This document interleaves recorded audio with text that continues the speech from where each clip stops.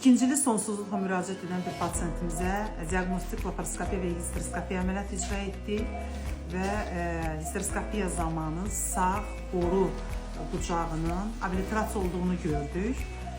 Amma bir tərəfi isə açıq olduğunu gördük.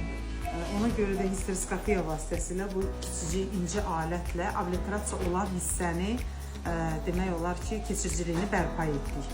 Amma laparoskopiya zamanı əksini gördük.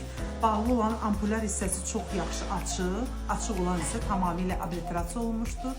Yüksək təzyiqlə uşaqlıq boşluğuna metlinapsı mayesi vurduq və sağ borumuz tamamilə keçiricidir.